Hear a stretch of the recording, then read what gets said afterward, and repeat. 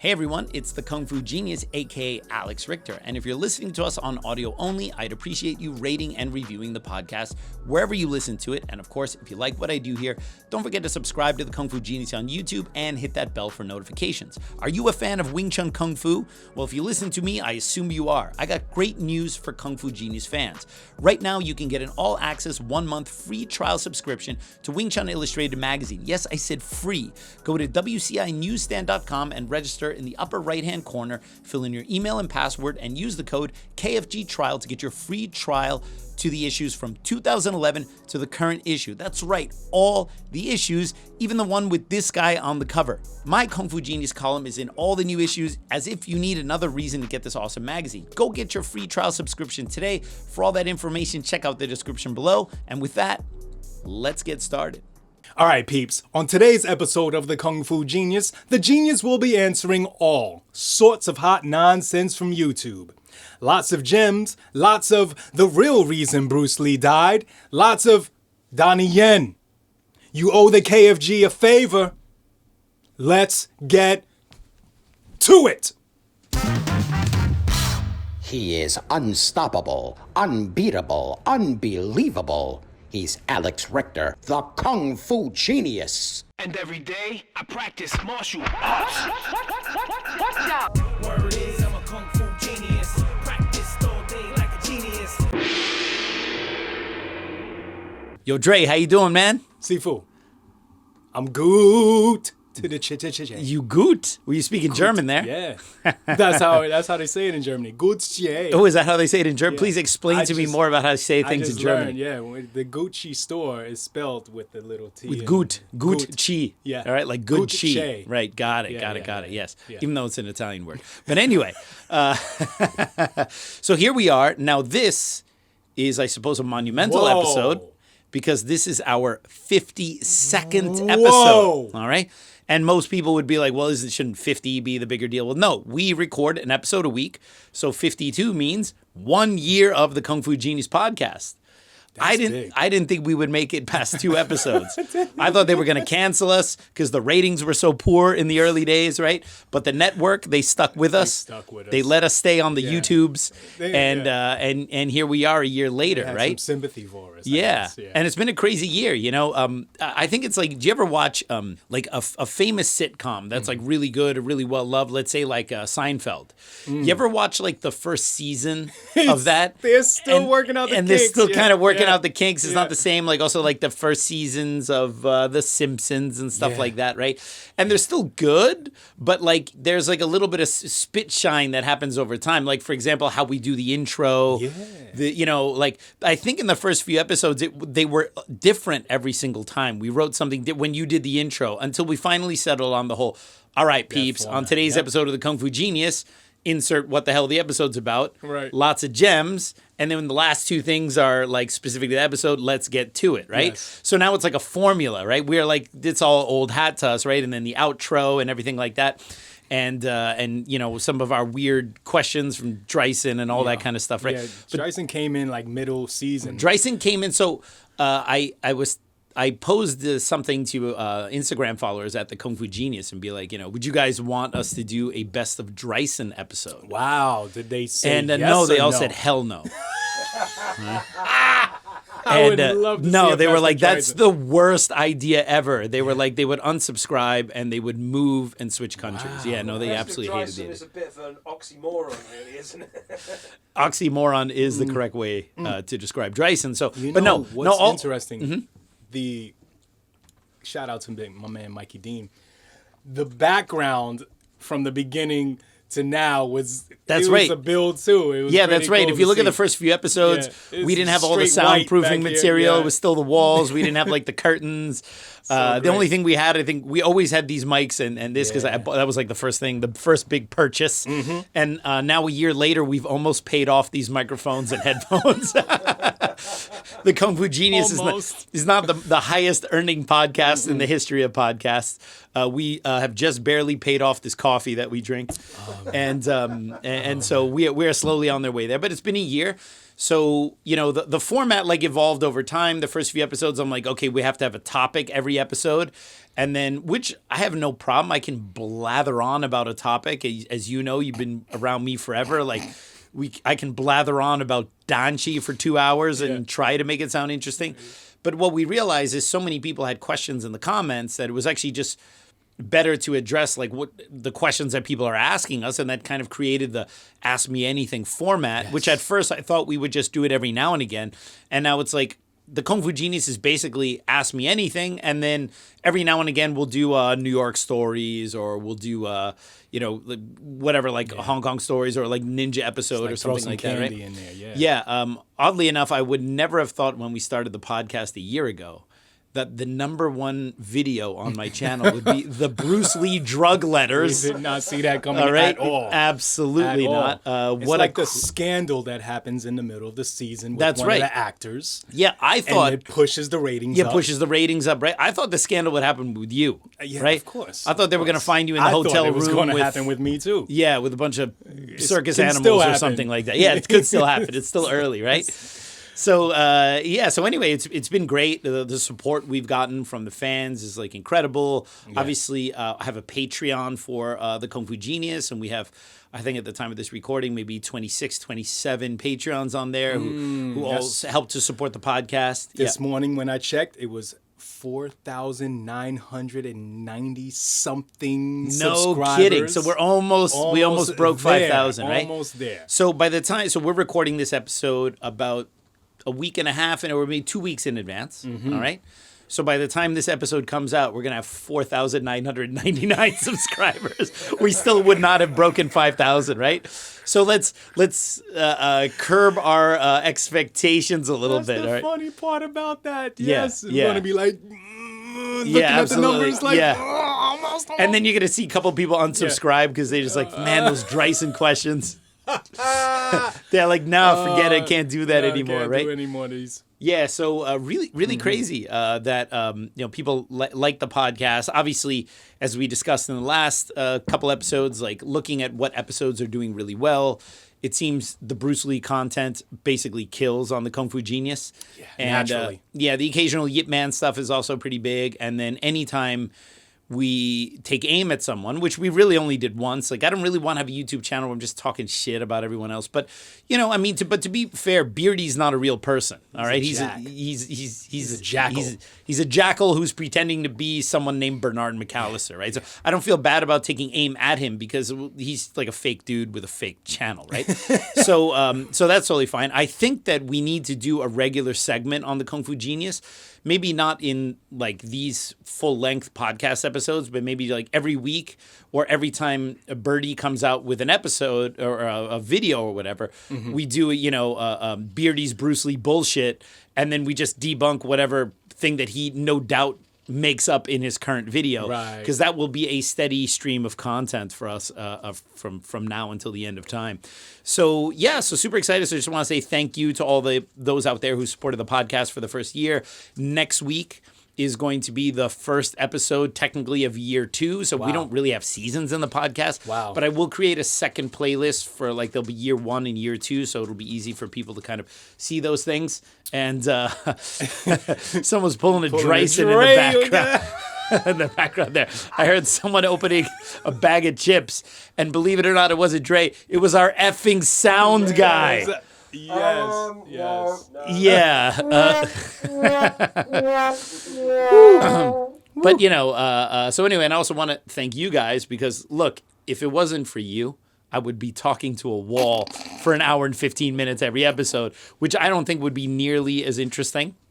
So, thank you so much for stepping it up. And I know, thank you. On a serious note, all right, all jokes aside, I know that when I first asked you to do it last year, you were kind of nervous because fill some big shoes. You man. fill some It's big not- shoes because obviously my previous podcast, Dudes of Kung Fu, I did with Big Sean Madigan. And, last month we passed the 1 year anniversary of his untimely passing. And, so I didn't want to really carry on Dudes of Kung Fu without Big Sean because I think it wouldn't be the same podcast because Dudes of Kung Fu was Big Sean and I, and without Big Sean there, I don't think Dudes of Kung Fu could continue in that same way. And I know that whoever I would have picked, because I probably would have picked a Jeet Kune Do person because he was like, I was the Wing Chun guy, he's the Jeet Kune Do guy. As I always like to say, I used to like to say to Big Sean, I'm the Wing Chun guy, he's the Jeet Kune Do guy. I smell a sitcom, you know what I mean? Like like the Odd Couple kind of thing, right? Although oddly enough, because Big Sean also practiced Moyet Wing Chun, we ended up speaking, I think, more about Wing Chun half the time than he ended up speaking that's about cool. JKD stuff. How long did he do the Moya? He did it for a number of years. Yeah. And, he did many Wing... Before Jeet Kune Do? No. He did Jeet Kune Do first, but I think a lot of Jeet Kune Do people, knowing that Wing Chun was Bruce Lee's core art, usually, or I shouldn't say usually, but oftentimes they'll want to go back and do Wing Chun to kind of learn more about the core art. I mean, a lot of them still continue to do Jeet Kune Do, but then they'll also enhance their studies of Wing Chun, which Big Sean did. He was still a Jeet Kune Do instructor, but he also was quite fond of Wing Chun. And so as a result, it was actually quite easy to talk to him about Wing Chun stuff because he wasn't solely coming from the Jeet Kune Do perspective. So I most likely, if I was going to carry on the Dudes of Kung Fu podcast, I would have done it with another Jeet Kune Do instructor. But I think it still wouldn't have been the same. I would have picked someone really good. You know what I mean? Someone that, I feel would obviously be someone that I could have really great conversations with. But I think that person would have been unfairly compared to Big Sean, even though that person would probably be great. And honestly, there was a real short list of people on there, to do that podcast with me. Even if you would have got Bruce Lee himself, it probably would have been. It would have been different because Bruce Lee didn't have that Brooklyn accent that Big Sean had. Right. Bruce Lee didn't bust my. He's not Sean Madigan. Yeah, he wouldn't have bust my balls from my hair all the time, right? So it would have been different, right? So I think the best way to honor Big Sean's legacy is to keep that podcast, to finish it, so people can always go back and listen to those. And, every now and again, I might go on the Dudes of Kung Fu Facebook page and do a live one or whatever. And I do plan, and I told the Dudes of Kung Fu fans that I actually want to write a book about Dudes of Kung Fu and kind of make it have all the seasons of Dudes of Kung Fu there and write a little something about each of the episodes, like maybe a little background story. You did about 4 or 5 seasons. Yeah, we did about 4 or 5 seasons. That's dope. I actually started writing it, and I told people last year I was going to do, but obviously with all the projects and everything I've been working on, I haven't been able to. I still plan on doing it. Yeah. And writing about Sean and also maybe having some people contribute to the book who knew Sean as well. But one, time has been an issue because my Wooden Dummy book took up most of last year. It's a thick book. And also Big Sean wrote the foreword for the Wooden Dummy book. Which was really bittersweet because Sean, I asked him a long time ago, I said, hey, would you like to write the foreword for one of my books?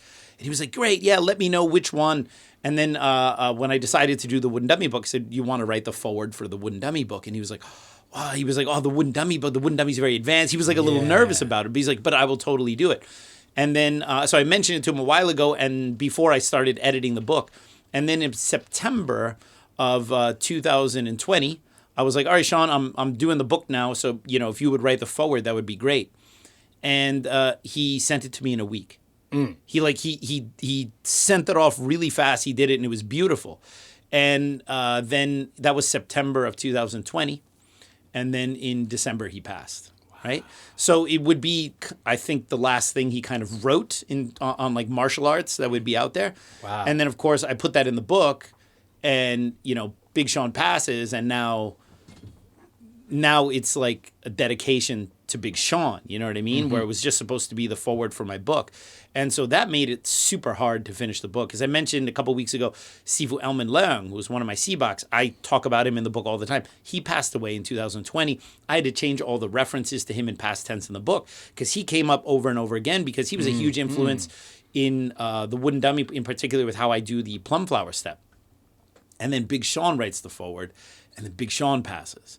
And I was like, oh man, it was really tough. To get through that. Because, Yeah. I would edit the book, and every time I would open the file, the Big Sean is in the beginning because of the photos. I would pass by his face like every time I opened it. It was really difficult because, it's not like I ever forget him. I mean, I think about Big Sean every day. But there he was in my book, front and center, every time I have to open it, as if even from the grave, Big Sean is still trying to be a pain in my ass, right? He's still like in my face all the time, right? And so one of the things I did was I spent a little bit more time with the Wooden Dummy book. I could have finished it, let's say, about summertime, but podcast, I was editing at that time, took a long time to do it. But I wanted to do it really good because now the Wooden Dummy book, which is now, it just came in, it's thick. Such a thick book. It's like, wow. My daughter was like, Daddy, it looks like a novel. That's cool. But also because Big Sean wrote the foreword to it. And I love Big Sean to death. And Sifu Elman Leung is featured in it prominently. I wanted to make sure this was like the best book I had ever written. So I took extra time to really design it well and to double check it and everything like that. And I hope the people who get the book will agree. Like, I hope they think this is not just because it's Wooden Dummy or not just because I say so, or it's my new book, buy my new book. But I really think it's the best book I've written because I get better as a writer every time. I wasn't a very good writer. Some people argue I'm still not a good writer, but I'm better than I was. Yeah. And that's also one of the reasons why I write for Wing Chun Illustrated magazine, because I just want more practice writing. Like in Kung Fu, you're not good at something, you practice it.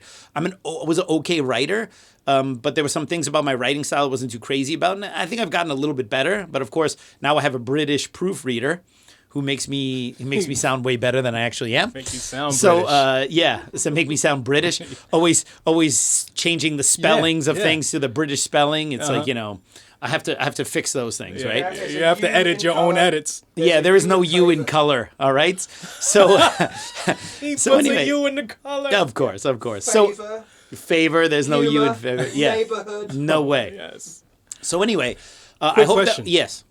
How did you meet Sean Madigan? So Big Sean and I knew who Big Sean was kind of through the internet because in the very early days of the internet, he had the first big Wing Chun Jeet Kune Do or Jeet Kune Do forum online. There was like the big JKD forum. Back in the 80s? Back in the 80s. Before social media, you talked about stuff on online forums. Yeah. And he kind of ran like one of the first big ones. So I knew his name. I had seen his name floating around. And then we hooked up on Facebook. And he had seen my Howcast series. And he sent me a message like, I really love your Howcast series. Like it's step-by-step detail. And I was like, oh, great. Like that was cool. And then we started talking. And then eventually I went over to Staten Island to meet him. We went to a Chinese food. We went to a Chinese restaurant because his Sifu Steve Golden, who's Bruce Lee's student, was there. So like I simultaneously met both Big Sean. No, that's actually not true. I had met Big Sean before that. And like the second time then I met Steve Golden. So so we met there and then we clicked. And his son, John Madigan, who was the producer of Dudes of Kung Fu, was getting into podcasting. And his son was like, Dad, you'd be great on a podcast because let's face it, Big Sean is awesome for a podcast. He had that Brooklyn accent. He was funny. He was irreverent. Yeah. Big Sean was perfect for a podcast. And then, Sean was like, well, I wouldn't want to do it by myself. And he had the idea to do it with me. And Big Sean asked me to do Dudes of Kung Fu. Wow. And then we went over to his house and we recorded the first episode of Dudes on like these simple mics in his kitchen. All right. and then we just we did a pilot episode. It was like 2016, I think. Yeah. And we just recorded it in his kitchen. And the pilot episode, so that you can get accepted into iTunes or the Apple podcast, it just has to be 15 minutes in length. And you have to not talk about, blowing up the world with nuclear bombs or something like that. And then they'll approve it. This topic must be avoided. Yeah, exactly. Right. Wow. And then we did it. And then we started to record them weekly or whatever. And then so that was one of the highlights. But we usually recorded them on Fridays. So kind of at the end of the week, we didn't do it every Friday because sometimes Sean was tired after work or I had some stuff going on. But we tried to record it as much as possible. And it's not like this podcast where like we come out every week religiously. The Dudes of Kung Fu is mostly every week. Sometimes it wouldn't be one for a while. The fans would go ape shit when we didn't have an episode come out. But it was difficult to coordinate sometimes. But we did it. It was the highlights of my week just to talk to him. Now, oddly enough, through all the hours of podcasting I did with him, I talked to him through the podcast, which we did usually over FaceTime where we recorded our audios. Yeah. I talked to him through the podcast probably way more than I ever talked to him face to face, because over the years of like every week, 1 hour, it was definitely exceeded the time we spent together. But being that he passed in such an untimely manner, I cherish the fact that I was able to do that, because if we didn't have the podcast, I would have maybe only seen him a handful of times in that time. And I had the chance to, for a few years, like talk to him almost every week. Yeah. And so we would talk before the podcast, and then we'd record it. And then when we stopped recording, we would usually talk for another 15 minutes. Sean would sometimes tell a story about someone on the podcast, and he'd be like, oh, yeah. And he wouldn't mention the person's name because he didn't want the person to be embarrassed or whatever. And then the podcast would end, and I would go, yo, Sean, who are you talking about? And he goes, so-and-so. And then we would go into it, and then all the gossip would happen like after the podcast, right? So, that was always beautiful, and I'll always like cherish the time we had that. So when he passed away, I already had plans to do something with the Kung Fu Genius name that I had.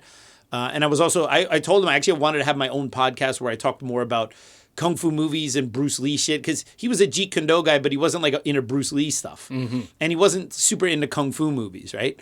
And so I wanted to do something where I maybe went more that route and less the martial arts route, like have dudes for the martial arts stuff and have Kung Fu Genius to just talk about nonsense, right? And then, of course, when he passed away, then that changed things, right? And then so that's when I decided to ask you to do it. But obviously, this podcast is a very different format than Dudes of Kung Fu, and so I thank you for sticking around here for a year and being my sidekick. Well, and thank you for asking. Yeah, and dealing with my hot nonsense, right? And then, of course, Mikey Deane, we got him here. Mikey Deane on audio. Mikey Deane also trains here. Yeah, out of pure luck, because that's what he does. And there he is, always sitting there. Half the time he's asleep while we're talking. He tries. So when you guys hear that disembodied voice from the back, I still want to get a mic for him, because the stuff he says is really great. He likes being the disembodied voice in the background, right? And it was funny because a couple of weeks ago we posted on our YouTube page. They have like a wall where you can post stuff in the community page. And I posted a photo of all of us, because we also had Andrew, who's our editor, who's from Adventure Archives. Andrew, a lot of people don't know, Andrew also has a big YouTube channel on his own. Big time. Adventure Archives. Dude, we were walking somewhere, and some dude, like, they knew each other, and I guess he knew him from his podcast. Yeah, and we took a photo of all four of us. It was me, the KFG, the TFG, the British guy, and Andrew, the editor, because they were here for the we got to come up with something for him, right? The BFG. The BFG, the British effing guy, right? And then so we had all four of us here in the studio, because Andrew lives in Ohio, so it's very rare that we're together, but he was here for the winter ITC. And then it was so funny, one of the comments was, oh, your editor is Andrew from Adventure Archives? Yes. So it's like, he's already a big deal in his own right. So anyway, so just thanks to everyone for supporting the podcast. And hey, we're here for the last AMA of season 1. Wow. So let's get to it. What you got for me, man? The first question today. Food for thought. Awesome. He's a regular. He's a regular, yeah. Great Instagram channel. Huge following. On Instagram. Yeah, because he posts about stuff about Kung Fu movies, and he's also on Twitter. And great, he's always has great questions, and he's got a podcast, and I hope, hint, to be on his podcast. Because I also like to talk to Kung Fu I also like to talk Kung Fu movies with people who actually know something about Kung Fu movies. Not with me, because I don't know jack. But no, I'm learning. Yeah, I know, but you're the guy who's like, what's that one movie where that guy did that thing when he was wearing that one? You're like, it was Star Wars. Yeah. It's like, what? That was Pulp Pulp Fiction. Talking about? Yeah. All right. What do we got? All right. So first up, we got food for thought. I know this is against the rules, but I have a question for Dre. Oh, wow. Oh. He's breaking all the rules. Okay. And you let it through somehow. He just fell through the filter. Yeah, it just fell through, like Dryson's questions. There's like a little hole in the filter somewhere. It's got to be. Have you ever used Wing Chun in your work as a bouncer? Yeah, you have, right? I have. Yeah. Is that your answer? That's it. Many occasions. Yeah, Yes. but I remember one you were talking about. Did you use the elbow control to move I someone use out? elbow control all the time. Yeah. To Yeah, grab take someone- people up the stairs. Take people up the Yeah, stairs. Yeah, I just especially carry when they're them a up bit with that. inebriated. It's like- I've actually done that, taking people downstairs off the DJ booth at Marquee. Down the oh yeah, because they try to get you're upstairs and they try to get upstairs to the DJ booth and hang Yeah. out with the DJ, Yeah. and you take them down by the elbow. When I was just entered 101 and I didn't know anything, this guy comes up 101. and he wouldn't come out, and I got him just in that bit of the elbow. Lumps out. And he was just looking at me like, "What? How are you doing this?" What is this Yeah. sorcery? Yeah. It's pretty Gave fun. him to the- I use the elbow control on my kids all the time. I actually one of my crown achievements was really funny. It was something that you do to us a lot. The hand control. Uh-huh. You know, when you toss us away and you keep us Like in a in yo-yo. range. Yeah.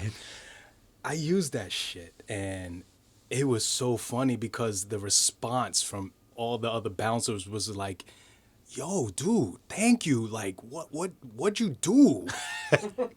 I like your imitation of your coworkers. Right? It was- I'm sure they'll be it was fond of seeing this. Mainly one particular dude. I think it's Carlos. I think his name. But they were battling by the bathroom for a minute with some. How I know is because I was stationed at the cashier. Somehow they felt I was good to watch the money that comes in. Yeah. And- Who thought that was a good idea? Yeah, the boss somehow. And but what's crazy was I kept hearing, bathroom, blah, blah, blah. Oh, you got an bathroom." earpiece or something? Yeah, code red, bathroom. The thing is, cashier, you can't leave. Uh-huh. But I'm hearing it enough, and I'm like, I would think code red bathroom is like an unflushed toilet or something like that. code red. Yeah, nah. Code brown. Oh, jeez. Yeah, code brown, right? But I'm like, I'll be back to the cashier and whoever was there. I gotta go. Right. And this is probably a good minute or so that they're going code red. And I get back there and they're just like battling with some scrappy Mike Tyson type of kid, right? Really? And they're just going, and he's trying to beat up someone else, but they're trying to stop him, but he's so wild. Boom, boom, boom, boom. And they're just like trying to, and it's like a good 5 of them back there with him. And I got a hold of his wrist and I grab him right there and I literally back him out the back door. I'm going backwards out and they're just like following. And I just, dude is like, he has to go with his hand. Right. I take him up the stairs out the back door, boom. And as soon as I get him to the top of the stairs, I leave back to the front door cashier. And all the cash was stolen. I can't, dude, I got back there so quick. And I'm like, and then everyone's like, oh, thank you. All the bouncers, right? Yeah. But then Carlos comes, he's like, yo, man, what was that? Yo, what was that? I was like, nah, it's just, a little something that I learned, picked up along the way. But he's like, yo, dude, we couldn't get this guy, like, every time we try to grab him, he get out, like, he's so crazy. Right. You just come out of nowhere and take him. I was like, yeah, I teach you some stuff. Yeah. It's all good. Dre's I got the kung fu grip. I got kung fu grip. Exactly. That's what I used, the kung fu grip on him. That's awesome. But that was just one of the many few awesome experiences I got to use Wing Chun. But That's I awesome. used it almost every weekend. Yeah. Pretty much. So. That's awesome. Yeah, Cool. It's fun. Great. It's fun. That's great. All right. I hope the rest of the questions are for you. I don't have to do anything this episode. Make the job easy on number 52. That's it. All right, so next up, we got Douglas Kump. All right, no relation to anyone with that last name. And hello, Kung Fu Genius. I recently listened to an interview on Wing Chun Discussion and Podcast, and the person being interviewed stated that most of the classic Kung Fu movies were a mixture of Hung Gar and Wing Chun. I would like to get your response. Thanks. Well, I think it's hard to say. So the problem is general blanket statements about most or all or whatever are usually easily picked apart. Okay, because for every movie that used Hong Kong or Wing Chun as the template, you have ones that didn't, or you have ones that made up the style for the movie, right? So, like Leung Ting making up styles for movies. for five Deadly Venoms Wow. and stuff, right?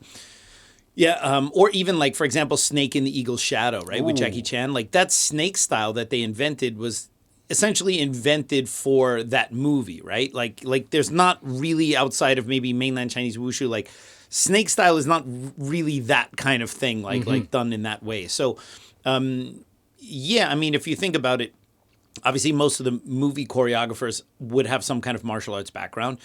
In Shaw Studios, one of the main choreographers was the late Lau Ka Leung. Lau Ka Leung was the choreographer for Chang Che, or Zheng Jit in Cantonese, before he was able to direct his own films, right? So at first, Lao Sifu was just like the contract choreographer for Chang Che's movie. So Chang Che was the director, and Lao Sifu was the fight coordinator for his films.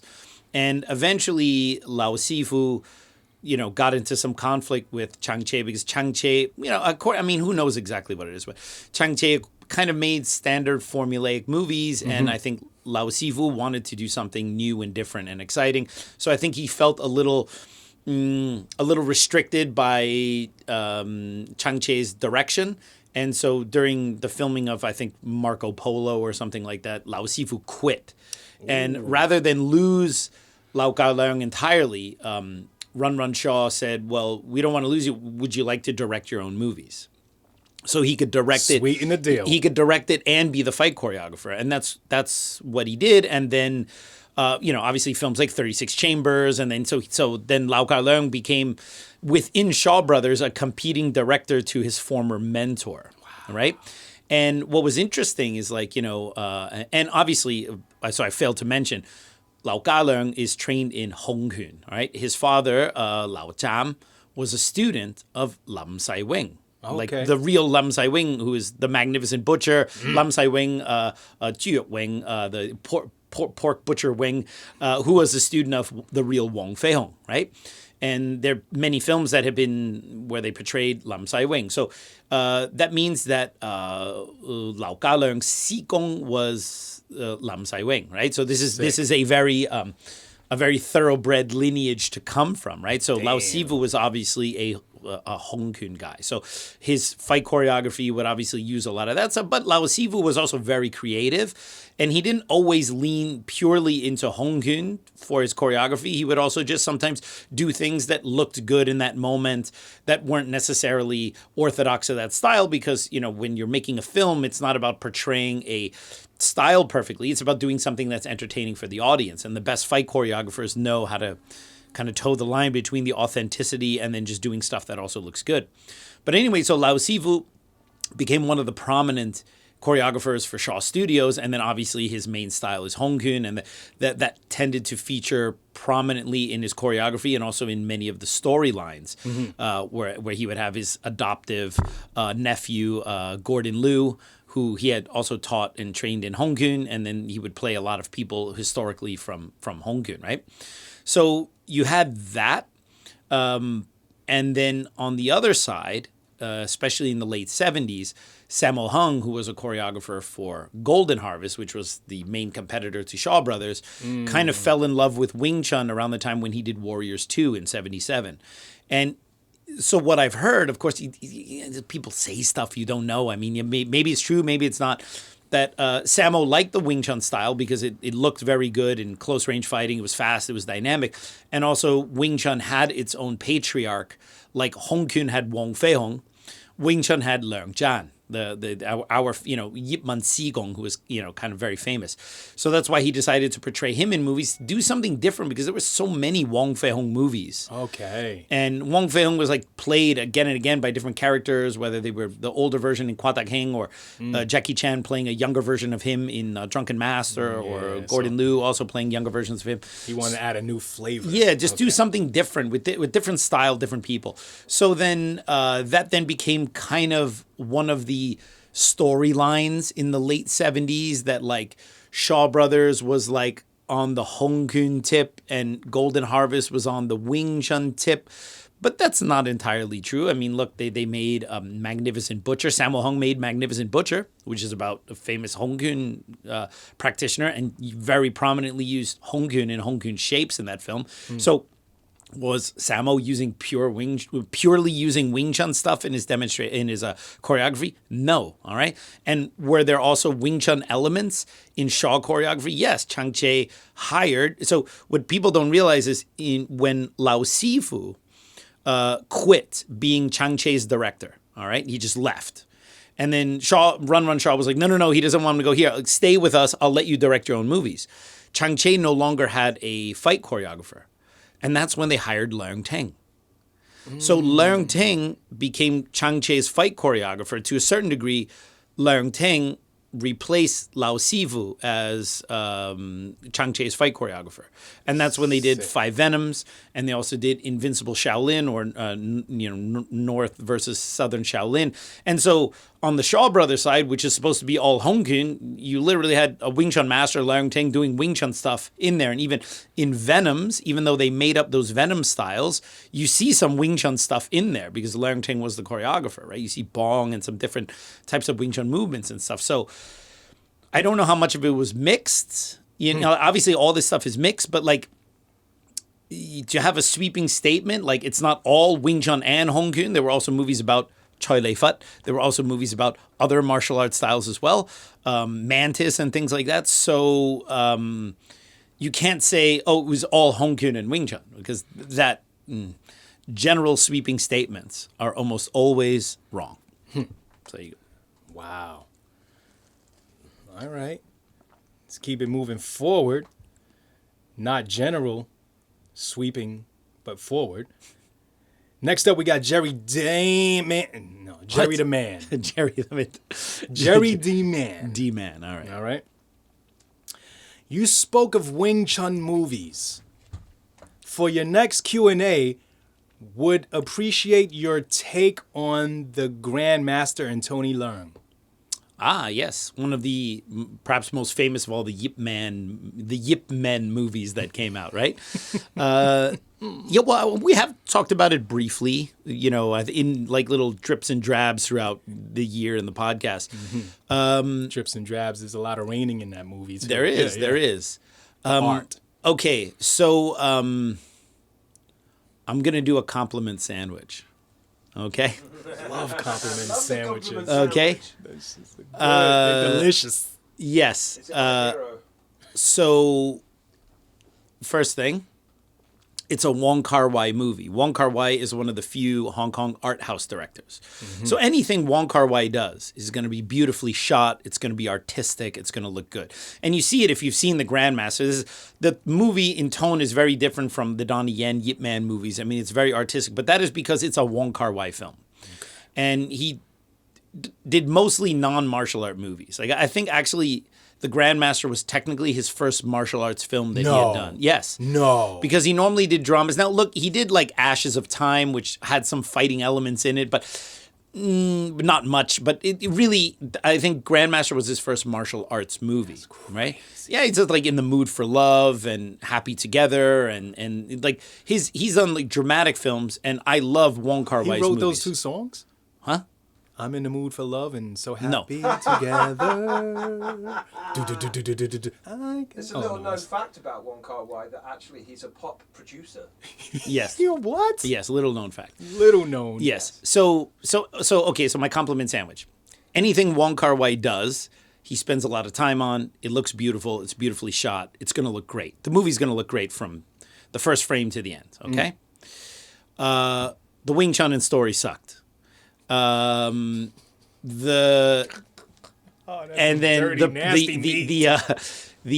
actors did a great job. Tony Leung is amazing. I would love to have seen Tony Leung play Yip Man instead of Donnie Yen in those movies, because Donnie Yen is not a very good actor.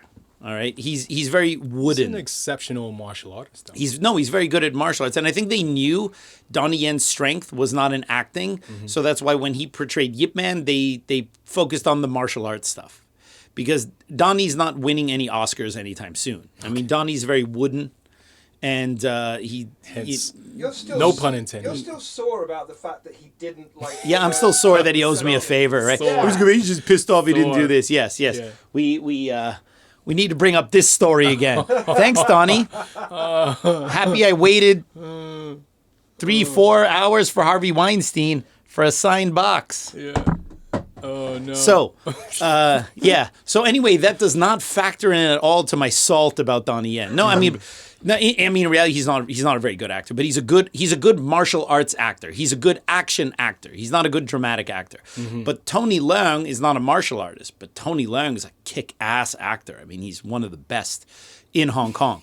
And so that's kind of my compliment sandwich. Like, look, Wong Kar-wai's movies are great. I didn't like the story or the action in The Grandmaster, but the performances were really, really solid. So that's how I would say. Now, when people say like, "Oh no, the choreography wasn't bad," okay? The choreography was. I'll say it's good. It's a Hong Kong film, but in terms of the story and the way that it was shot and the way that it was done, there were certain things I didn't like about. And also, look, you can't ask me what I think about a Wing Chun movie, all right? Because this is what I do for a living, okay? Donnie Yen, for the life of him, cannot keep his effing fingers together when he's holding the Wing Chun Zhong Sao, all right? So people want to go, how's the Wing Chun in the Yip Man movies with Donnie Yen? It's pretty good, but then he stands like this, okay? And then you go, how come the consultant on the film didn't like literally just tell him, put your fingers closer together, all right? You don't have to be like this. You don't have to be like this. But this kind of crumple stilt skin finger thing, all right? This looks so bad, all right? So, but why do I give a crap about that? I'm a Wing Chun instructor, okay? Now, when I watch a movie about Wong Fei Hong, whatever actor is playing Wong Fei Hong is most likely not a Hong Kong aficionado.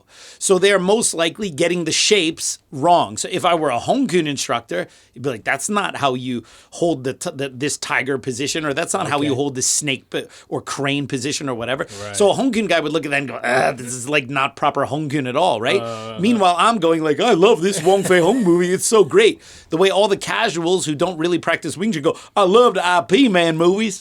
They're really good. That Donnie Yen, he really fast. He really do a lot of that. I love them Wing Chun stuff, right? Wing Chun's the style that Bruce Lee did.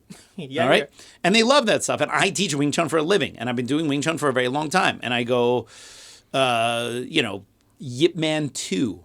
He's on the table. The late Feng Hat On twists into a twisting stance and is standing in front of him. And Donnie Yen is like, in Wing Chun, if someone crosses their feet in front of you, you charge in and knock them over because they're off balance. Way off. You kick them, you punch them, you slap them in the face. If someone crosses their legs in front of you, I can't just stand there. No, you can't just stand there. And Donnie's like, and I'm going like, this is just dumb. This is not a standoff for a Wing Chun person. This is a gift for a Wing Chun person. And Donnie Yen is there with his fingers sprawled, staring at him. Okay, and so of course you cannot ask me my opinion on Wing Chun films because I don't look at them the way a non-Wing Chun practitioner looks at them. I look at these things very harshly. So there were things in the choreography, don't get me wrong. I don't say the fights sucked. The fights were good. But there were things from a Wing Chun perspective where I just go, no. Okay?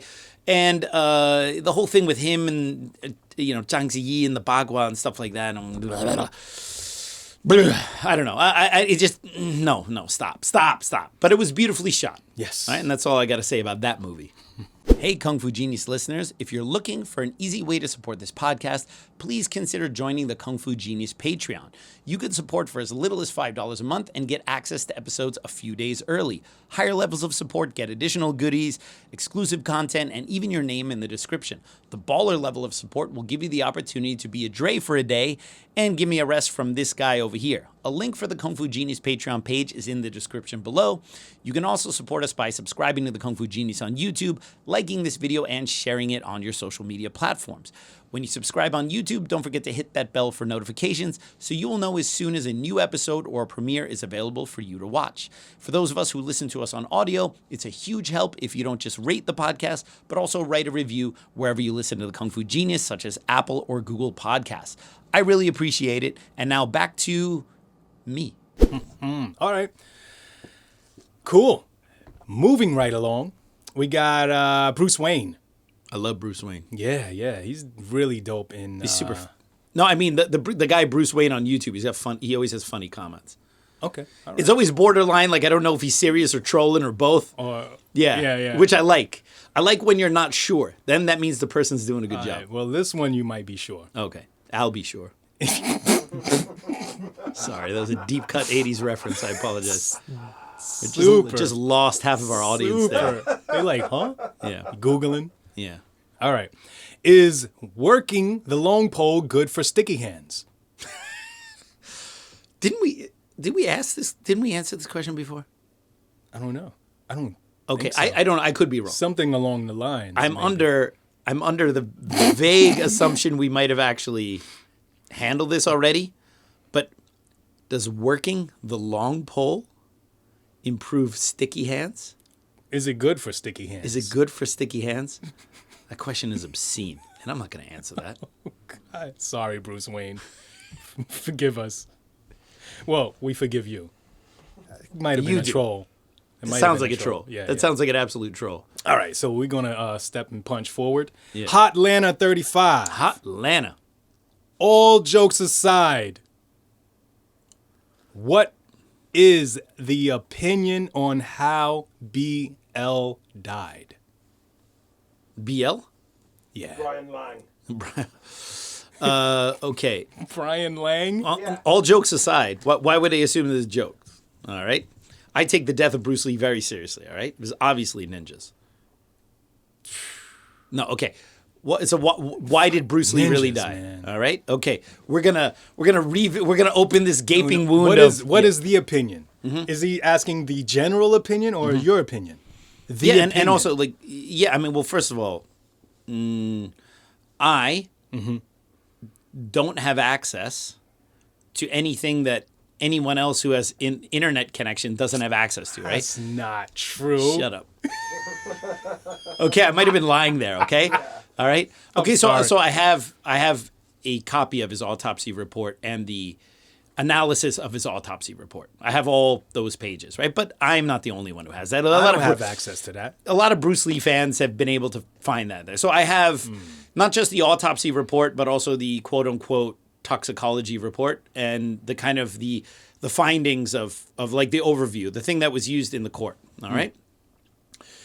And so the problem is if I tell you what's in there, then there's always going to be a percentage of eyes go, yeah, well, that's not true. Because conspiratorial-minded people, you can put the truth in front of them, and they're going to, and their nuke button on everything is, well, this is obviously a cover-up. Okay, well, how do you know that? Because you feel it's a cover-up, all right? Okay, then if everything I show you is a cover-up, then what does it matter what I show you? It literally doesn't matter. And if your pet theory is he died of heat stroke, then you're not going to hear anything else. If your pet theory is it was the cannabis that killed him, you're not going to hear anything else. If your pet theory was that he died from foul play, then you're not going to hear anything else. And my opinion on Bruce Lee's death doesn't really effing matter, all right? Because I don't have any access or insight that anyone else that has a modicum of time to look at this stuff on the internet wouldn't also be able to do, all right? So all I can say is, with the Bruce Lee drug letters, and now that we know that he had pretty regular cocaine use, although when I say that, some of the Bruce Lee fanboys are still really triggered. No. Literally, Bruce Lee is written in letters asking for more cocaine. No, he didn't really use coke. Maybe he was just selling it. No, he wasn't using it. They're like, okay, like literally, you can put the letter in front of him. Bob, send me more coke. All right? No, he wasn't using coke. Okay, like literally, what do you want? Like, if you have no acceptance of evidence that comes in, the letters are fake. Okay, well, you could say the letters are, his handwriting's a little bit different. Well, he probably gave it out as gifts. No, but people are like, the letters are fake, all right? And it's like, his handwriting is a little bit off. On the letter where he said he was high, his handwriting is off? All right, literally, the one where his handwriting is off is the one where he says he's high, okay? And people are like, Bruce Lee had beautiful penmanship. Absolutely, Bruce had gorgeous penmanship. You know what else he had? He had sloppy penmanship when he was writing fast. Because I have at home a very large compilation of Bruce Lee's handwritten notes in PDF. And when he would write something formally on his sheet, like normally when he would draw something, he would write everything very beautifully. And when he was writing shorthand, he had sloppy as hell handwriting. Oh. He didn't always have that perfect cursive script you see that Bruce Lee has. Yeah. No, he also had very non-perfect, sloppy shorthand. Yeah. All right? And that makes sense. And the letters that people go, look at how sloppy his shorthand, his writing is here. I can literally pull out notes from previous years that Bruce Lee wrote on Wing Chun, where where he wrote in English in the exact same sloppy shorthand. And the problem is you show them, no, it's still fake. Okay. And also, Linda wrote some of that stuff too. Some of that is actually Linda's handwriting. And they're like, oh, see, this doesn't look like his handwriting. No, dude, Linda wrote it. Damn. And I can show you Linda's letters, and Linda wrote the back. And guess what? Linda wrote the part where she says, Bruce wants you to, so they're not even like hiding that she wrote it. There's no conspiracy, right? But if people don't want to hear it, they're gonna craft everything, and they will intricately craft all of these things to make the letters fake because they don't like how it feels, or they want to speculate that it can't be real. But when it comes to people trying to craft other things that go against their thing, they can be like, no, it can't be that. It's just this. It's that simple. So people are willing to craft conspiracies when it's suitable for them, but dismiss them outright when it's not. So they don't have a threshold or bar for evidence that they apply equally to all of these things. So literally anything I say about what Bruce Lee died of, first of all, it doesn't matter. I wasn't there. All right. What do I know that no one else knows, right? I've heard a lot of people say shit. What does that mean? I've heard a lot of people say shit. Doesn't mean any of them said the right thing either, right? All I'm going to say is with the autopsy report, there was no trauma on his body. All right. Okay. So the idea that he was hit or beaten or whatever, there was no trauma on his body. Okay. And you can contest that, but I would always say, how do you know? Did you see, people say, oh, there's one photo where you could see Bruce on the autopsy bed. His neck is like that. Yeah, because they're opening him up during the autopsy. That's why his neck is folded like that. How do you think they go into someone when they do an autopsy? With microscopic cameras in 1973? Nah, bro, they cut you up. So you look like that when you're cut up. Okay? And there was no trauma, any of that kind of stuff. His liver and kidneys were clear. So poison doesn't really seem to be there. Yeah, but you don't know, bro. There's like secret Chinese poisons that don't go through your kidney or liver. They just kill you. Okay, you know that, and you were there, time. Right? And even if that's true, how do you know that that's what happened, right? So right now, what do I really think Bruce Lee died of? All right. Well, the one thing about the toxicology report is it checked for metals and poisons, and cannabis was in there. But I've looked at that thing backwards and forwards. I've looked at that, and look, am I qualified to give an opinion on an autopsy or a toxicology report? Bro, I didn't even go to college, okay? I didn't even go to college, all right? If you're like, well, the Kung Fu Genius said, if you're like, the Kung Fu Genius said this after reviewing Bruce Lee's autopsy, and you take that as some kind of gospel for anything, you are an idiot, okay? You're an idiot. Who cares what a college... I didn't even go to college. All right? Who cares what I have to say about a freaking medical report done 50 years ago? All right? But all I'm going to say is this. I do. I care. Yeah, me too. But all I'm going to say is this. All right?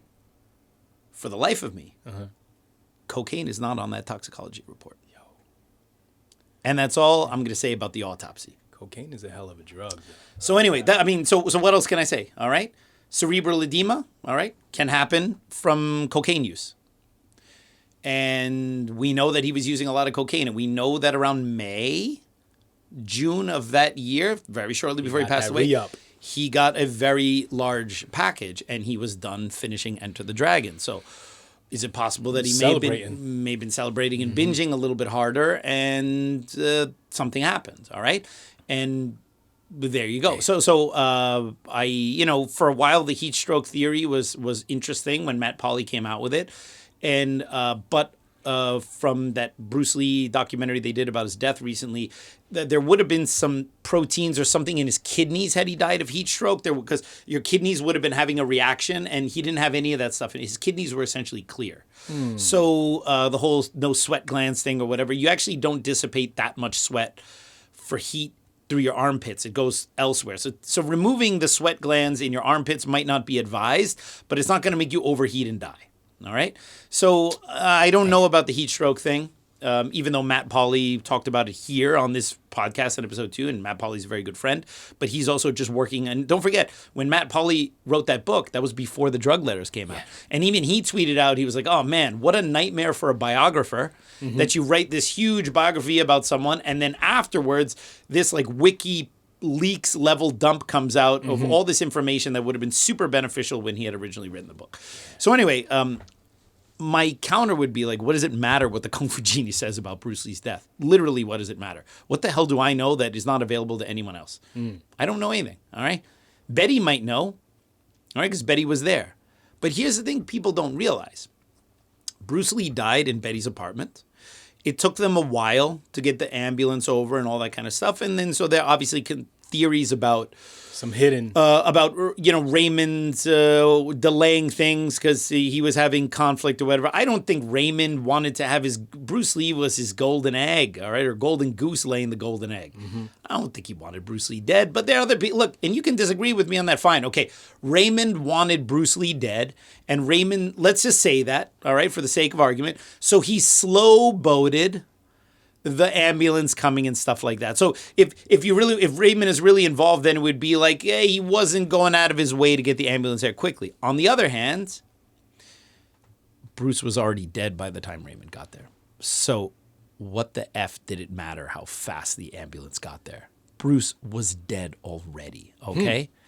By the time Raymond got there, by the time the doctor got there, Bruce was dead. So the whole thing about why did they go to Queen Elizabeth there in the middle of Kowloon, very close to where we stayed, instead of to Baptist Hospital, which is literally a stone's throw from there? Because you can't fix dead. Okay? So she came in and found him dead. No, they were there. Or well, she came into the apartment. She was in the apartment, and he supposedly he was resting, and he took the headache because he had a headache, so he took a pill from her, and then he was unresponsive. Okay.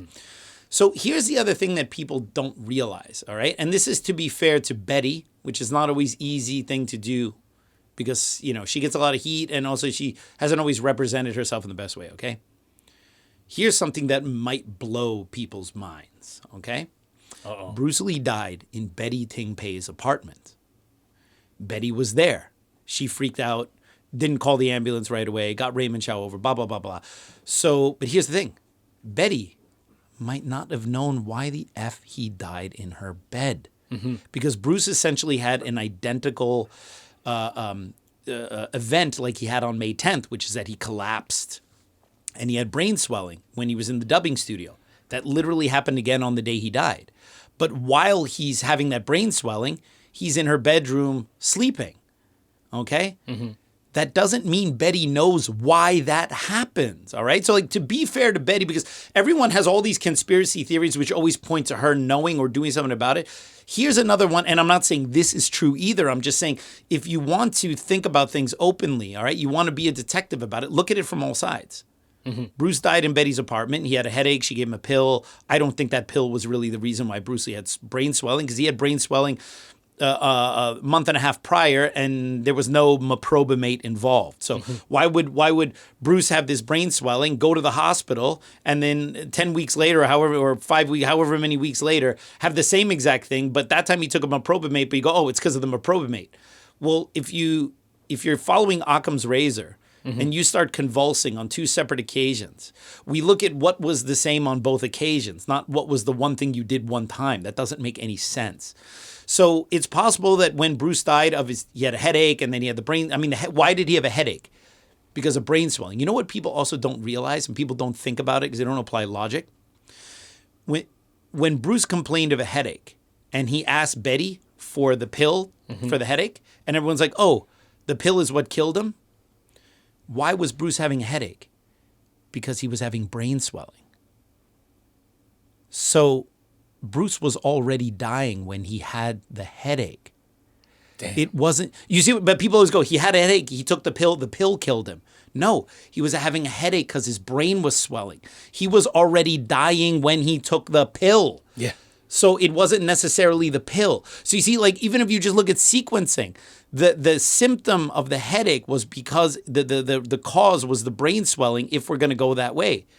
So it was like you are having brain swelling right now, and you're going to die in half an hour, and I give you an aspirin. It's the brain swelling that's killing you. It's not the aspirin that I gave you that made you die. Yeah. So I don't think people even think about that. The headache that he had was the freaking brain swelling already. All right? So it's possible that Betty has no freaking clue why he had brain swelling. All right? And I feel it probably had something to do with his cocaine use. But how am I going to be 100% correct, though? I don't know that. All right? So, next question. Damn. Diggity. Go into this. There we are with that rich Bruce Lee content every episode. I guarantee you this episode is going to be, why did Bruce Lee die? Right? And then it's going to be me going on for 10 minutes about, I don't know how he died. All right? But this might be it. And this might be it, right? All right. Sorry, buddy. All right. So, I just noticed my man fell through the filter again. Okay. All right. We got another one from Food for Thought. Oh, cool. Yeah. God, I was worried it was a Dre Ison question. Me too. I was like, yeah. oh, no. Yeah, it fell through the filter. I was like, Dre Ison again, right? Yeah, no. I mean, who knows when he'll show up again? Yeah, who knows? I can guess. I can take a guess. Who knows? Yeah. Anyway, all right. I never know these things. But Food for Thought is asking, hey, Sifu Alex, love the podcast. Due to your Bruce Lee, Yip Man, and Wing Chun knowledge, I would actually say fetish. All right, okay. Not knowledge. Not knowledge, just fetish. I don't have much knowledge. This is a bit of a fetish. Yes. KFG OnlyFans. Yes. KFG OnlyFans. Bruce Lee and OnlyFans. Yeah. 80-year-old Bruce Lee, like, yo, what's up? Welcome to my. No. Let's not go into this thought experiment. No, but he's teaching martial arts. No, yeah, of course. All right. Of course. OnlyFans are. Ask the question. Have you ever approached to do a commentary track for a DVD or Blu-ray release? If you could choose to do a commentary track for for any movie, which movie would you choose? Wow. Well, obviously, I would love to do Prodigal Son and Warriors 2 because those are the gold standard Wing Chun movies. However, Eureka Films just remastered those two films on DVD. They now have a box, box set, but it's like a two disc set where you can get both Warriors 2 and Prodigal Son. And guess who's in the DVD extras of that movie? All right. What? This guy. How? All right. What the how? Yes. What the how? So I'm not doing commentary. Okay. All right, because the commentary right now, the only person doing commentaries for most of those movies is a guy named Mike Leader. Who's kind of a bully and a prick, and hopefully he stops doing commentaries when people realize what a bully and prick that guy is. Just to give you an idea, he's a casting director in Hong Kong. Mm-hmm. And so especially a lot of Western or non-local actors who want to get gigs in Hong Kong films or whatever, they kind of got to go through him because he's the guy who does a lot of casting, especially for non-Chinese people, right? So when you go on his Instagram... I got to go through this. Yeah, you got to go through that guy. But it's hysterical because like all of these like actors and wannabe actors and people who need gigs in Hong Kong, like they all are on his Instagram and Facebook, all like totally kissing his ass. Brown Nose City. Yeah, because he's like the gatekeeper for all of them, right? And he loves to talk shit about like people who try to solicit him to be in movies and they don't do it. Like he likes to show how much power he has. Like, look at how this guy tried to get in a movie, like thumbs down. Like he does it and it's like ridiculous. And like he'll post something and like the comments from all of these people who are just kissing his ass are like hysterical, right? And you have to imagine, you ever see the Addams Family? Yeah. The guy looks like Uncle Fester and Lurch like had a baby, right? And this guy is the biggest internet bully, right? So I don't feel bad about bullying him because he's kind of a POS when it comes to this stuff. Actually, the only reason I really don't like this guy is because he bullies my man Rick Myers. And Rick Myers, one of the reasons why I got into Chinese martial arts. And this dude bullies him online. Every time Rick is like in an interview or Rick does something, he talks all this shit about him, right? And I remember a few years ago on Facebook, this leader guy talked all sorts of shit about Rick Myers, all right? Mm-hmm. And then Rick Myers happened to be in Hong Kong, which he doesn't go to Hong Kong that often. It was on Temple Street. Yeah. And bumped into Mike Leader, all right? Bumped Like into 2 Mike weeks Leader. after Mike Leader taught like all this nasty shit about Rick Myers, right? And guess what? Mike Leader was all smiles and photos and cool and all this kind of stuff. And then Rick leaves and he goes back to talking shit online. So he's like that keyboard warrior guy who he'll talk a bunch of shit, but if he sees the person in public, then then it's all friends and smiles until the guy goes away. The dude is a coward. Wow. Right now, unfortunately, he's doing like all the commentaries for some of these bigger companies or whatever, but his commentaries actually aren't really that good. His partner, he does it with a partner. That guy is way, way better than Mike Lee. I would rather just listen to his bro do those commentaries than listen to Leader.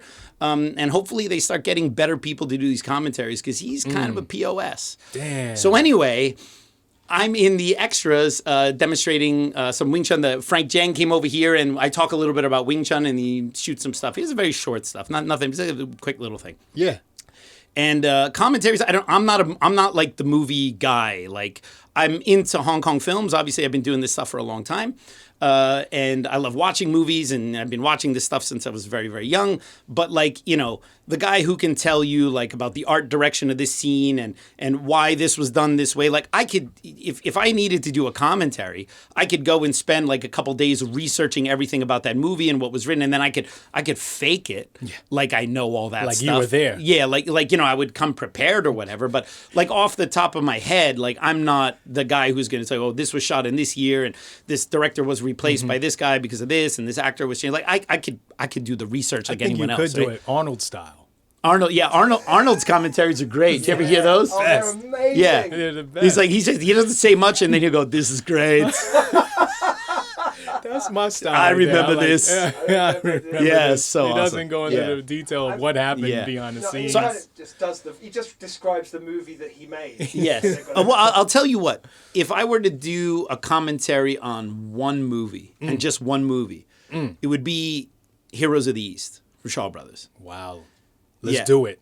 Gordon, do it for the Gordon Liu Patreon. and Yasuaki Kurata, like that movie. That was the first kung fu movie I saw outside of Bruce Lee's movies. Word. And that was the movie that made me like Bruce Lee. Hit you home. Like Bruce Lee's films made me fall in love with Bruce Lee.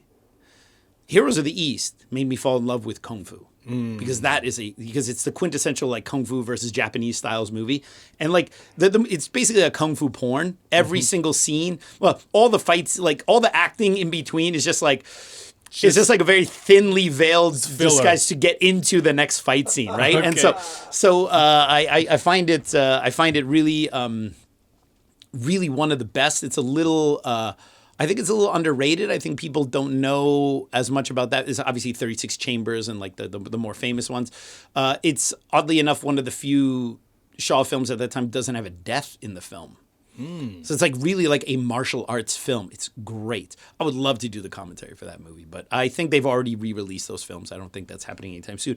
But also, look, I know my place. I'm a Wing Chun fanatic. I love Bruce Lee. I love Kung Fu. And of course, being a Kung Fu movie nerd is kind of part and parcel to being into Kung Fu as an art. But I actually wouldn't want to do commentaries and stuff because there are people out there like Food for Thought, like all of these guys who have podcasts who are way more qualified to do commentaries than I am. I mean, I have a huge interest in it, but I wouldn't want to take a job. Like if there are people out there, like their thing is doing Kung Fu movie podcasts or Hong Kong film commentary and stuff like that. Those are the people who should be doing commentaries, not the Kung Fu genius. All right, you put the Kung Fu genius in an extra where it's like, oh, let me come and tell you about Wing Chun that's shown in this movie, right? But you don't need me for there an hour and a half telling you that this extra back there later went on to become a director. Like, you don't need me for that. Wow. There are other people who are better at that stuff than I am. Well, All right, could you well- do the commentary for Ninja 3: The Domination?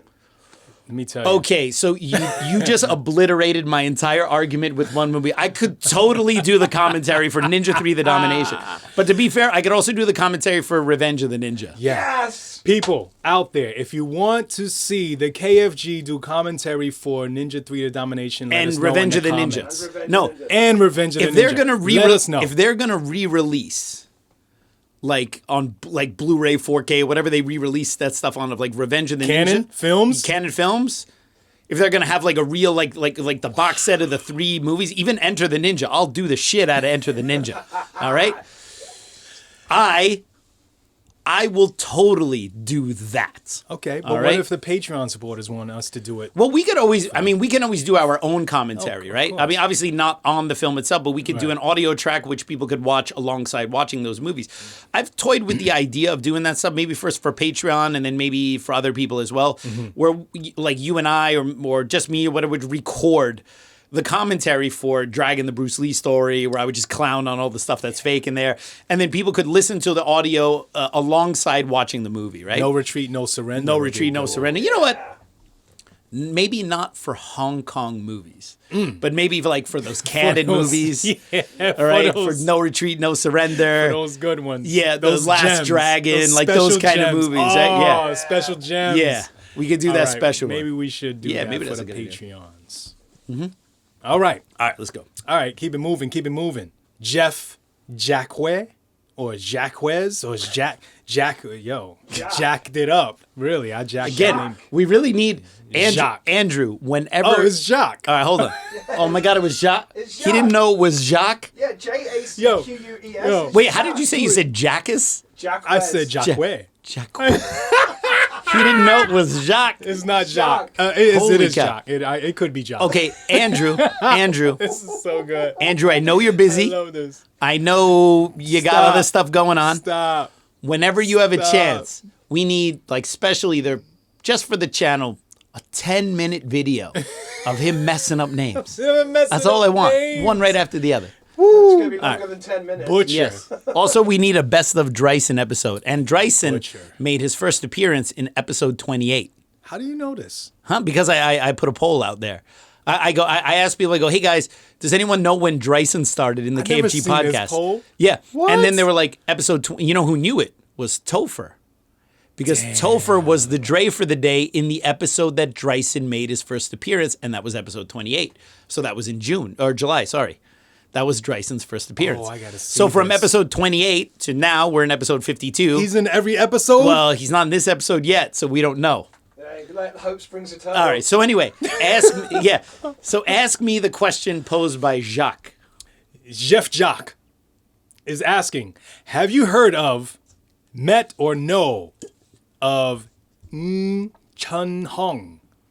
He was a police officer in Hong Kong and trained Wing Chun under a few of Yip Man's students, including Luck Yoy and Lucky you, not Lucky Yoy. Oh, Luck You. Yeah. Luck You. Lock you. All right? Yeah. You. Okay. It makes me think of that Curb Your Enthusiasm episode. All right. So what's the question? Okay. Okay. My bad. And Wang Shang Leung. Yes. He has a unique take on Wing Chun, which I always assume came from using it on the job. Right. So questions: do I know him, or did I have I known? Have you heard of? Yes. Met or know? Yeah. So as a matter of fact, I have heard of him. Okay. A number of years ago, I just became kind of obsessed with this late police inspector Tang Sang, who was a student of Grandmaster Yip Man, a private student. He also famously or infamously shot some secret footage of Yip Man. He was like his which right people- hand. Yeah. He was like the Yeah, Nifka of yeah. Yip Man. Although they had there were some issues. Tang Sang and Yip Man had some kind of quarrel in the early '70s and stuff like that. But for the most part, he was a big supporter of Yip Man in those final days, and kind of the financier of the Wing Chun Athletic Association, among other things. Lit.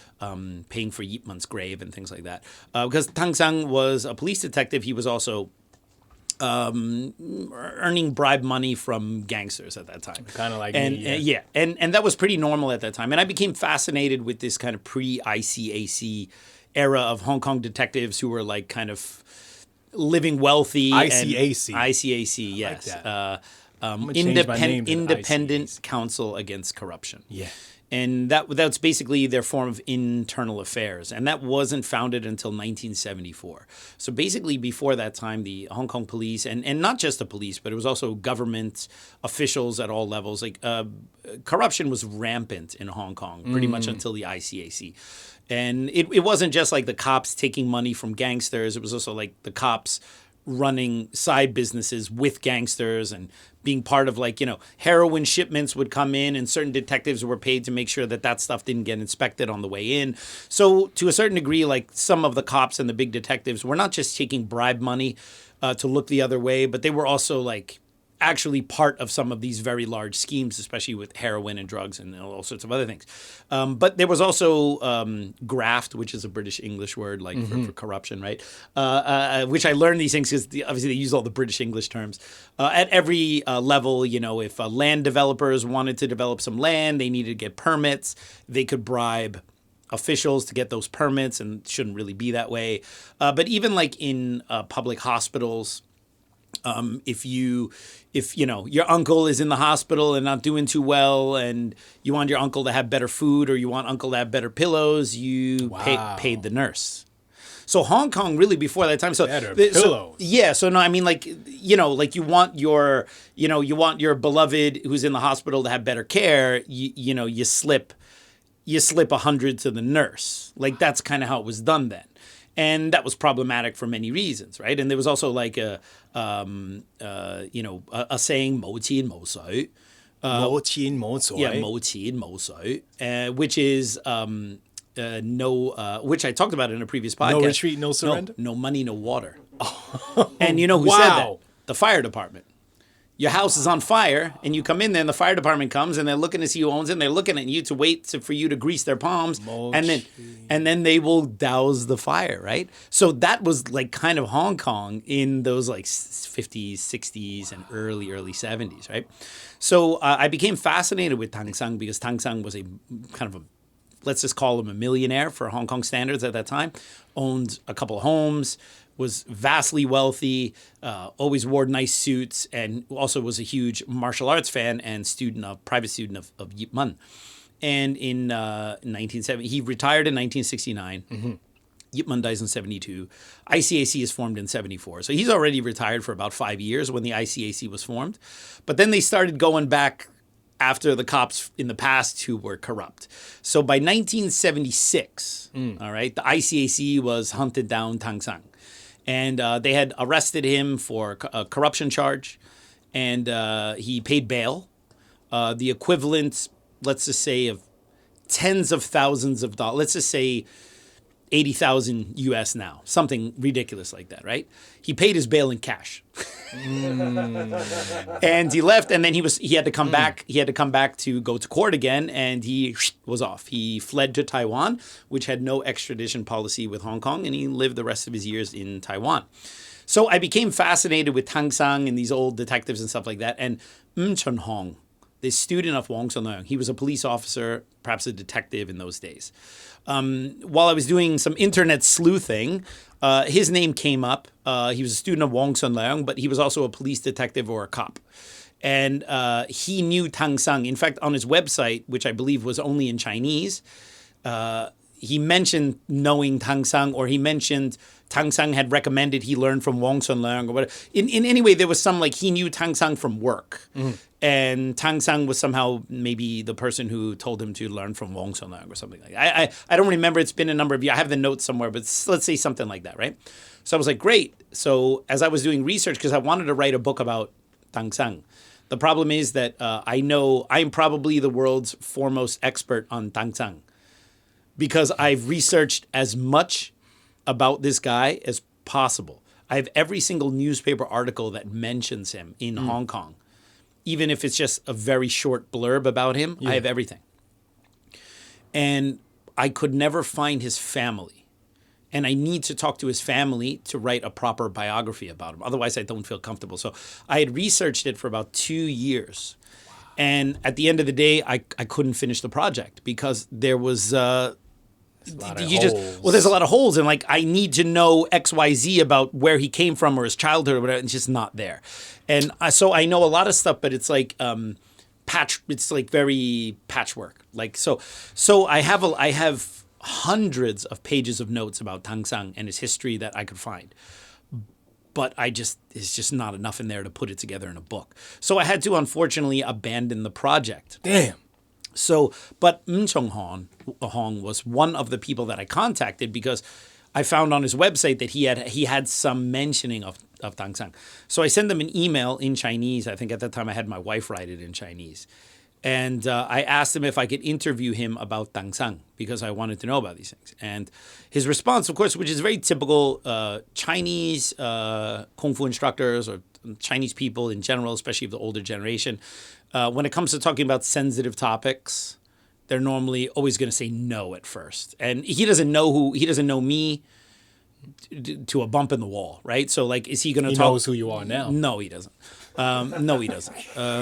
No, I don't even say that. Like he has no freaking clue who I am, and that's understandable and probably better so that he doesn't know who I am. But like, some random American is like, hey, tell me about this corrupt cop you used to work with 50 years ago.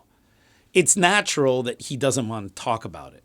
And his email reply was like, you can interview me if you have permission from Tangsang's family. And that was basically what he said, right? So I really tried to find his family because I'm not trying to do a hit piece on Tangsang. I'll tell you what, if I was able to write it, I would probably write the most glowing book because I'll tell you what, I am a Tangsang fanboy. Yeah. That dude was smooth. I like it. Probably people would be like, this is some propaganda shit. Yeah. This guy was a corrupt detective. No, dude, he was cool. He was super cool. He was one of the coolest. He was one of the coolest because everyone who knew him had nothing but cool stuff to say about him. They said how nice he was, how cool he was, how he paid for everything, right? I guess I can say it now because it's been many years. When Sifu Leungting would come to New York, sometimes he would have like old friends of his that he knew from way back in the day who happened to be in the States. And then like maybe they were in New York. So when he would come to teach a seminar here, some of these old friends that he knew from the 60s would come and visit him. And one time, I'll never forget, it was just so amazing. It was maybe the second or third seminar that he taught here in New York. He brought, or he didn't bring, but one of his ex-girlfriends from the 60s.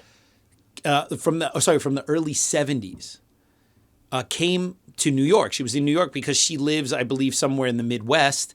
She knew he was coming. She hadn't seen him forever. So she actually came to New York to like say hi to him. So while he's teaching the seminar, she came to the school and you could tell like he was very excited to see her because that was like his old flame from back in the day, right? And if I dare say so, she was still looking quite good. And so, dare say so. Yeah, he was older at the time. That's off the record. Yeah, but she was still looking very good. Yeah. So I could tell he was very excited to see her. This is maybe 2005 or something like that. So it's already been a minute from now, right?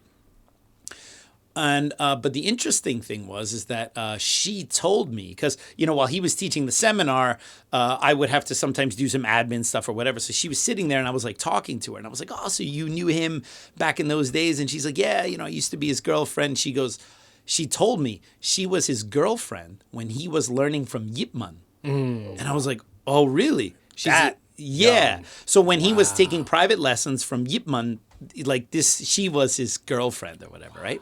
And so I was like, really? She says, yeah, we used to go to dim sum. It would be, I would come with Leungting because it was a boyfriend. And Yip Man would be there and Tangsang would be there. And at that point, I only knew Tangsang from some photos. And then she was actually the first one to tell me about Tangsang. Wow. And she was the reason why I became fascinated with him. Because we'd sit there and she'd be like, yeah. And then she was like, yeah, we would. It was always...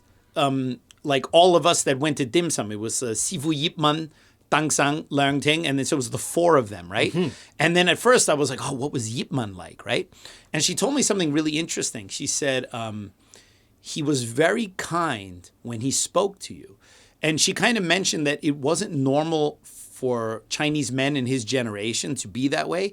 She said when she would talk to Yip Man, because he's, of course, in Chinese culture, he's much higher stature. He's also not just a sifu or whatever, but he's also much older. Like she's in her 20s at this point, and this is an old Yip Man we're talking about. She says whenever she would talk to him, she says the thing she always remembers about Yip Man is that he would would stop and he would look at you. And she said he would give you his undivided attention when you talked.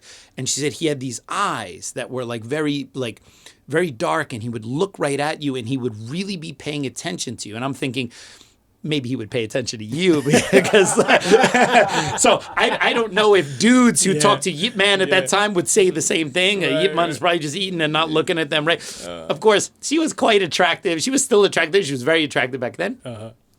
And she said that Yip Man really would look at her and would give her his undivided attention. And she said he was very warm in that way, and it was very rare of Chinese men of his generation to talk to the younger generation or to talk to women like with that kind of, care and concern, right? And then I thought that was really cool because those are the stories you don't read in books. It's like, oh, Yip Man punched this guy, or Yip Man did this, or Yip Man said this, or whatever. Yip Man won. You very rarely hear just like those. I always like those little stories that humanize people.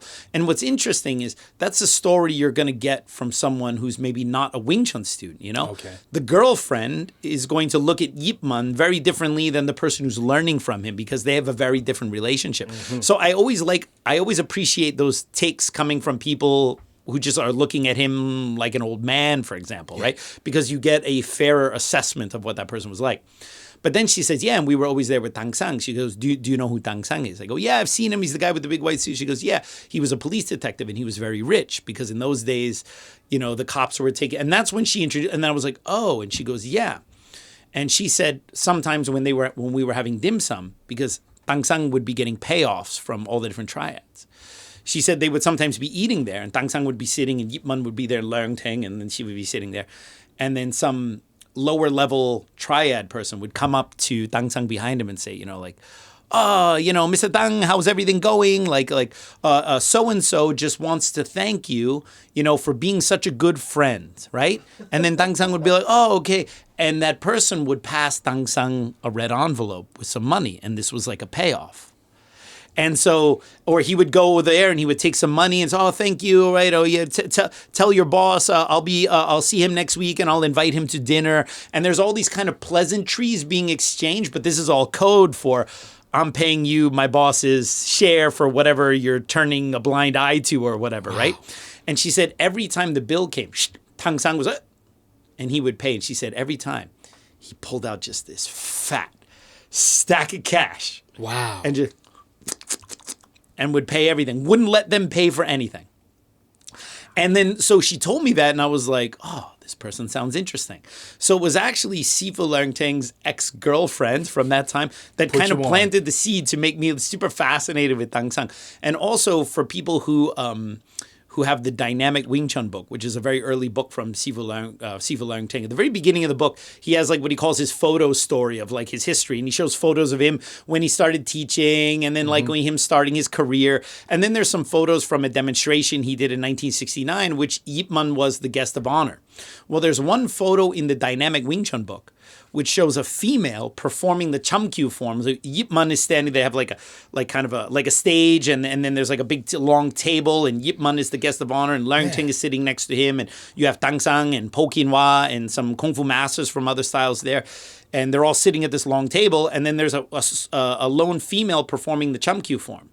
That was Sifu Leungting's ex-girlfriend. That was the one who came here. And then I opened the book. She goes, oh, you see, that's me. And I was like, oh. And then she says, Yip Man asked me personally to demonstrate the Chamkyu form. And I was like, really? And she's like, oh, I was so nervous because he's watching. And of course, our boyfriend at the time is Leungting. And like, this is like kind of a big deal. So she was a huge window into telling me these little stories about how Sifu Leungting was like back then, how Yip Man was like when they were having dim sum. And then, of course, Tang Sang. And that kind of started the whole thing. And then eventually, I'm still a huge Tang Sang fanboy. But unfortunately, I came into nothing but dead ends. So I think we have time for one last question. Episode's running a little bit longer, but it is the final episode of season 1. So we'll give the audience a little more time. Of course, some people are like, oh my God, he's blathering on. End this freaking episode. Talking about fanboying about some old cop. Of course. Next up, we got Dre Ison. Oh, we were so close. Man. So close. No good deed goes unpunished. So let's give the fans one more question, and it's Dre Ison. Yeah, I know. Slip that one in, did you? Not even. It was just here. Yeah, of course. Whatever. That one. It's just here. It's just randomly. It's right there on the list. It was here. So. All right, let's go. All right. So Dre Ison is asking. He says first, "Yo, I'm so proud of you guys getting through the year. 52 episodes is epic. Shout out to all the crew. You all are dope." Wow, that's Thanks, amazing. Dyson. That's what he just said. Thanks, Dryson. That's what you just said. You know, That's what he wrote. I'm watching. I'm huge into this YouTube channel. I think it's called the Behavior Panel, and it's these body language experts where they'll watch videos like Prince Andrew, like the interview, and then they'll break down like, oh, here you see this is deception or whatever, right? I've been watching these things religiously since November. And I'm spotting deception here because he points to the screen. Oh, I just saw it here, which is like an overcompensation for the fact that he knows he's lying. Yeah. And he has to go like, no, look, it's right here. Yeah, this is all classic deception 101. This doesn't make sense. All right, let's go. All right, so he says, he says all that cool stuff. And then he says, I have a hypothetical, right? You're on the rower one day because you love to do your rowing exercises. I love the rower. And I'd like to cut through the chase here. Is he going to row back in time? I don't know. I'm just reading it. Hypothetically speaking, do you think Okay, he will row I'm on the back in rower. time? Hypothetical, you're on the rower. Uh-huh. And you're just getting in your workout. You trying some new workout from some list you have, and all of a sudden you feel like you're about to pass out. But you say, It's pretty I'm much gonna me keep going. Pretty much every time you're on the rower. That's what I got to keep going. I don't right. care about passing out. You keel over. Damn, that's crazy. You keel over. You wake up. You come to. And you're like, what just happened? You get up and you're oddly enough, no one even cares that you just like, no one's around you like, hey, oh, you okay? You get up and you find yourself. This is so cringe. This is so peak cringe. You he get really up. write like he speaks? You're confused. You're like, what the hell? Oh, this You is get up, Henry Cejudo cringe. and then you look over and you're straight on the set of Yip Man 3. You notice it because Mike Tyson is beating up Donnie Yen. But you're looking and you're like, yo, what's the deal? What's going on here? And you look to the side and you see a broken mug on the floor. And Tyson is livid. You know Tyson, he goes into his, and he's just swinging on everybody. My tongue, man. My tongue. Your fucking tongue, man. He's like swinging on everybody. Donnie Yen falls, but he gets up and he's like, my bad. I didn't mean it. And some dude is just like, yo, we didn't know. Apparently the coffee was too hot. He burned his tongue on a coffee of the Yip Man Mug 3 that you were supposed to get. the one that's supposed to be in that box. Yeah, wow. He smashed the mug and it's there in pieces. What do? Do you want that mug? You know it's your mug. Do I get the mug that's smashed by Mike Tyson on the set of Yip Man 3? He drank from it. The coffee was too hot. It's still there, right there. You're literally right in front of the mug, pieces of it. But he's still going off, beating everyone's ass. All right, so what would I do in that situation? This was behind the scenes. What would I do in that situation? They did film it, but they kept it out the movie. Okay. All right, so I would take the broken mug because then you could sell it like on eBay. Like this mug Crazy was glue smashed. that joint? No. You just go, this mug was smashed by Mike Tyson. Keep it smashed? No, you keep it smashed. You tell the story and go, this mug was smashed by Mike Tyson. So collectors would buy that to have the mug smashed by Mike Tyson. Of course. All right. But I would just collect it. So I'm like, I can sell this on eBay later so I can get some money. And then while you're trying to grab the mug, he comes over to your direction. Uh-huh. Fucking you, my mug, man. I was like, yo, take it easy. Yo, my yo. mug. I would say, hey. Take it easy. All right? I got a plan for this, all right? I'll take the mug. Yeah. I'll tell you about it a little bit later. Just calm down. Oh. All right? Calm down, Tito. All right? Then I walk over to Donnie. Oh, no. And I say, all right. Oh, no. This might surprise you a little bit. Oh, no. But I come from the future. And he's like, what? Yeah. I go, you're going to do Yip Man 4, by the way. All right? And you're going to be in Rogue One in Star Wars as well. So when those things happen, then you know that I was legitimately from the future. Yeah. All right? And also your wife hogs all of your Instagram postings. But anyway, you probably know that already. So anyway. But I'm going to tell you something from your future you might not know, Donnie Yen. You are going to ask someone for a favor to go meet Lang Lang. Lang Lang, your boy, the piano player. Yeah. And it's for promotion for this movie, so it hasn't happened yet. And you're going to say, oh, Lang Lang is in New York. So-and-so, get one of your New York friends to go to where this place where Lang Lang is, and then film with a phone saying, hey, have Lang Lang saying like, hey, Donnie, congratulations on Yip Man 3, so that you can post that on your IG. And then you're going to say, in return for going and meeting Lang Lang, I will do a quick shout out on my Instagram or send you a video saying like, hey, if you guys are in New York, train at City Wing Chun. You're going to say that shit, Donnie. But here's the thing, Donnie. You're not going to do it. The guy's going to go there and wait for 4 hours in a day where he could be training and doing some Kung Fu genius shit. I'm not going to tell you who's going, but I'm just going to tell you this. 4 hours, he could have been doing Kung Fu genius shit. He waited there and had to meet Harvey frickin' Weinstein. And you want to know something else about the future? Stay away from Harvey Weinstein, like right now, okay? You got some photos with him. Disassociate Delete them yourself shits ASAP. right now, okay? But here's the thing. When the guy waits for 4 hours and has to shake Harvey Weinstein's hand and film Lang Lang and Sweaty deal with his annoying palm. Chinese assistant who doesn't really want you to be there. And all you need to do is a 10-second clip saying, hey, this is Donnie from Yip Man. If you're in New York, train at City Wing Chun, just do it. Because if you don't, that guy's going to talk shit about you on his podcast every chance he gets. And as far as the season 1 of KFG, that's all I got to say about that. All right, everyone. Well, that was the last episode of the first year and first season of Kung Fu Genius. Comment below, what did you like about the first season? What were your favorite parts? Of course, you can ask questions for me to answer on a future episode. Don't forget to subscribe to the Kung Fu Genius, like this video, share it, and I will see you guys next time.